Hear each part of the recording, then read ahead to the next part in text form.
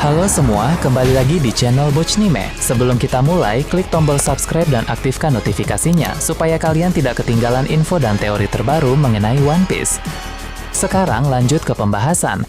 Kali ini Mimin Bochnime melanjutkan scene selanjutnya. Oh ya, sebelum biar terus bisa berinteraksi dengan kalian, subscribe di channel ini ya, dan bantu ramein video Mimin juga. Oke, yuk kita bikin One Piece makin rame lagi. Melanjutkan pembahasan Mimin Bochnime sebelumnya, kali ini kita memperlihatkan Luffy yang masih memancarkan aura panas atau energi matahari dari dalam sekolah Warus. Seperti yang dikatakan oleh Luffy sebelumnya, kondisi Luffy saat ini adalah kondisi yang terjadi di luar kesadaran Luffy itu sendiri. Ada dua alasan kuat terkait hal ini. Alasan pertama adalah Luffy terpicu oleh kekuatan musuh.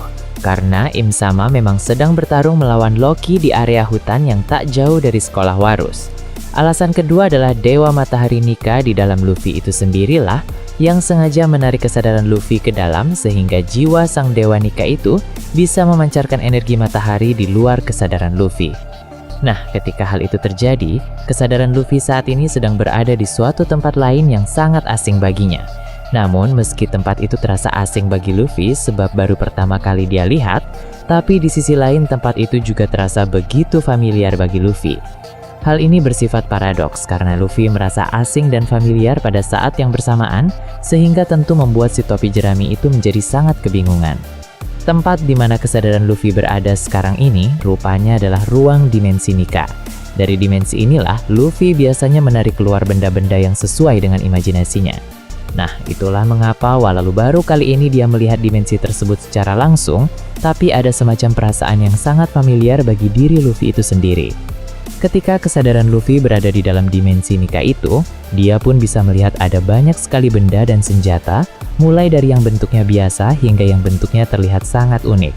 Di beberapa tempat, Luffy juga dapat melihat beberapa benda yang pernah dia keluarkan ketika bertarung dalam mode Gear 5. Dengan begitu, Luffy pun akhirnya menyadari bahwa benda-benda yang biasanya dia keluarkan berdasarkan imajinasinya itu ternyata berasal dari tempat ini.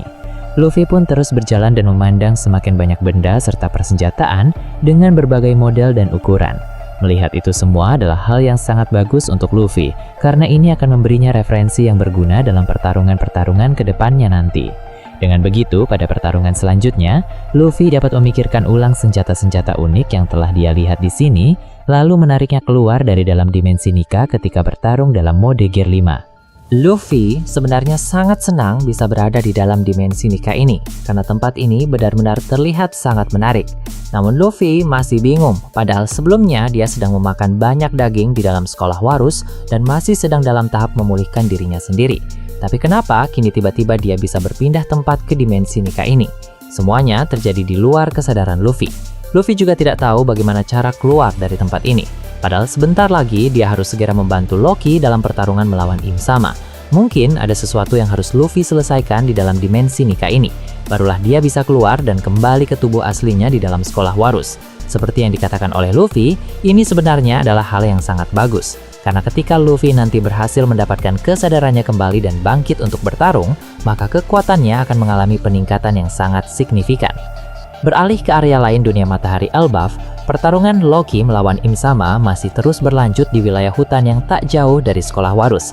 Seperti yang telah Mimin Bochnime bahas, Im Sama telah mengeluarkan lagi pedang hitam Nemesis. Bahkan pedang tersebut kini terlihat lebih kuat karena memancarkan semacam aura yang berbeda dari sebelumnya. Nah, Im Sama dan Loki pun mulai saling serang kembali, di mana Im Sama memakai pedang Nemesis, sedangkan Loki menggunakan palu Rognir. Saling serang antara mereka berdua ini benar-benar sangat luar biasa, karena dampaknya sangat terasa dan terdengar sampai ke area-area lain. Di desa barat, Zoro berkata bahwa sepertinya pertarungan Loki melawan sang musuh terkuat di area hutan itu telah menjadi semakin intens. Salah seorang raksasa di sana pun bertanya apakah Loki akan mampu memenangkan pertarungan tersebut. Zoro menjawab, Loki memang sangat kuat, tapi Zoro sendiri tidak yakin apakah Loki akan mampu menang atau tidak. Namun yang paling penting bagi Loki saat ini adalah bukan memenangkan pertarungan melawan sang musuh itu, melainkan bertahan selama mungkin sampai Luffy pulih kembali dan membantunya dalam pertarungan itu. Zoro sendiri tahu bahwa Loki masih dalam tahap pemulihan diri, sehingga dia berharap Loki akan mampu bertahan dan mengulur waktu lebih lama lagi. Zoro cukup yakin bahwa musuh terkuat itu pada akhirnya akan dipukul mundur dari Elbaf. Bukan karena Loki seorang diri, bukan pula oleh Loki seorang diri. melainkan dari gabungan kekuatan legendaris yang dimiliki oleh dua orang itu sekaligus. Kembali ke pertarungan Im Sama melawan Loki. Setelah saling serang intens dengan senjata mereka masing-masing, Im Sama ingin membuat Loki menjadi semakin terdesak lagi. Dia pun memanipulasi api hitam Omen sehingga membentuk seekor naga dengan ukurannya cukup besar. Naga hitam Im Sama ini lebih besar daripada naga Kaido, tapi tentu tidak sebesar naga Nidhogg. Loki pun terkejut ketika melihat naga yang tercipta dari api hitam Omen tersebut, karena naga hitam itu seolah hidup dan memiliki jiwa, padahal hanya sebuah serangan yang diciptakan oleh api hitam saja. Loki segera melancarkan serangan petir ke arahnya, tapi naga itu mampu bertahan dengan sangat baik. Sang naga hitam pun membalas dengan semburan api hitam dari mulutnya, sehingga Loki langsung melompat untuk segera menghindar. Tapi saat Loki menghindar dari serangan naga hitam tersebut, dari arah lain Im Sama menyerangnya dengan menggunakan pedang Nemesis. Untung saja, Loki sempat menangkis dengan palu Ragnir. Walau serangan dari Im Sama itu tetap membuatnya terdorong hingga cukup keras jatuh ke tanah, Loki berkata dirinya tidak boleh sampai terkena telak serangan pedang Nemesis itu lagi, karena dampaknya benar-benar sangat menyakitkan. Beberapa waktu lalu, saat pertama kali Im Sama mengeluarkan pedang Nemesis dan menusuk dada Loki, rasa sakitnya masih terasa sampai sekarang. Nah, dengan pedang Nemesis sekarang ini, yang terlihat memiliki aura yang semakin menakutkan, dampak serangannya pasti akan lebih berbahaya lagi. Walau Ragnir yang barusan dipakai menangkis saja, berkata bahwa ketika menangkis pedang Nemesis barusan, dia juga merasakan efek mengerikan dari aura pedang Nemesis itu. Setelah terjatuh ke tanah, Loki pun mulai bangkit kembali. Dia berkata, di awal pertarungan tadi, Loki dan Ragnir mengeroyok Im Sama dari serangan-serangan dua arah yang berbeda. Nah, kali ini, keadaan malah menjadi berbalik, karena sekarang justru Im Sama bersama dengan naga api hitam itu mengeroyok Loki dengan serangan-serangan dari dua arah yang berbeda. Loki sebenarnya ingin membuat Ragnir berubah menjadi wujud tupai lagi, supaya posisinya menjadi 2 lawan 2. Tupai Ragnir menghadapi naga api hitam, sedangkan Loki menghadapi Im Sama secara langsung. Namun masalahnya adalah sekarang Im Sama sedang memegang pedang Nemesis di tangannya, sehingga Loki juga harus memegang palu Ragnir di tangannya untuk menangkis pedang Nemesis itu. Karena mustahil Loki bisa menangkis pedang hitam tersebut hanya dengan tangan kosong. Di sini Im Sama seolah bisa membaca pikiran Loki. Dia pun berkata sebenarnya dirinya bisa saja menciptakan banyak monster dengan api hitam Omen yang dia miliki. Tapi berhubung Loki tidak sekuat Dozan, maka Im Sama merasa menciptakan naga api hitam saja tampaknya sudah cukup. Loki pun kesal karena dari tadi Im Sama selalu menyebut nama Dozan, seolah Loki tidak ada apa-apanya jika dibandingkan dengan sosok itu. Di area-area dunia matahari yang lain, ada cukup banyak orang yang bisa melihat naga besar dari api hitam Omen milik Im Sama, termasuk Usopp yang sudah sadar sejak beberapa waktu yang lalu. Usopp sangat terkejut ketika melihat naga hitam itu, lalu dia bertanya pada Nami, apa yang sudah terjadi selagi dia pingsan beberapa waktu belakangan ini. Nami menjawab bahwa ada cukup banyak hal yang terjadi di belakangan ini. Dia pun mulai menjelaskannya kepada Usopp secara berurutan. Dimulai dari beberapa waktu yang lalu, Satria Suci bernama Killingham sempat menciptakan beberapa monster baru yang sangat kuat. Namun untung saja monster-monster yang mengamuk di berbagai area itu kini sudah dikalahkan, dan sekarang tinggal tersisa satu monster saja di area pemukiman warga Elbaf. Sambil mengatakan hal tersebut, Nami pun menunjuk ke arah monster Dewi Hujan Zaza yang di kejauhan sedang bertarung melawan Sanji.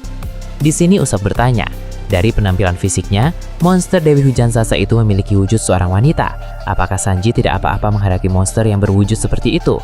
Nami menanggapi dengan bilang, meski monster Dewi Hujan itu memiliki wujud seorang wanita, tapi sepertinya Sanji tidak menganggap monster itu sebagai wanita sungguhan, sehingga Sanji tetap bisa menghajarnya selayaknya menghajar sesosok monster biasa. Lalu, Nami juga menambahkan bahwa monster berwujud naga api hitam di area hutan dunia matahari Elbaf tampaknya bukan monster ciptaan Satria Suci Killingham, melainkan monster itu adalah ciptaan sosok musuh terkuat yang sedang bertarung melawan Loki di area hutan Elbaf. Usopp lalu berkata bahwa situasi rupanya benar-benar kacau sekarang ini, dan Usopp merasa bersalah karena sudah pingsan terlalu lama sehingga tak bisa membantu yang lain. Nami menanggapi perkataan Usopp dengan bilang bahwa itu sama sekali bukan masalah. Yang penting sekarang Usopp dan Brook sudah sadar kembali. Usopp pun berkata, padahal ketika pertama kali datang ke Elbaf ini, dia berharap akan merasakan petualangan yang seru dan kemudian berpesta bersama para raksasa Elbaf yang lain. Dia sama sekali tidak pernah membayangkan bahwa akan terjadi kekacauan seperti ini yang terjadi di pulau yang sangat dia idam-idamkan sejak dulu. Bahkan yang terlibat di sini adalah orang-orang yang langsung dari pihak pemerintah dunia. Tapi meski begitu, Usopp yakin bahwa kekuatan raksasa Elbaf dan kekuatan bajak Rostrolet sekarang akan bisa menghadapinya. Nah, dia juga menegaskan bahwa seberat apapun kekacauan yang terjadi, pada akhirnya semua musuh itu akan berhasil dikalahkan jika Luffy sudah beraksi. Nah, bagaimana menurut kalian terkait ini? Nah, itu tadi berbagai hal menarik pada pembahasan channel Bochnime kali ini. Menurut kalian bagaimana? Silahkan tulis di kolom komentar di bawah. Oke, segitu saja untuk pembahasan kali ini. Jangan lupa like, share, dan subscribe untuk video menarik selanjutnya. Peaceful World!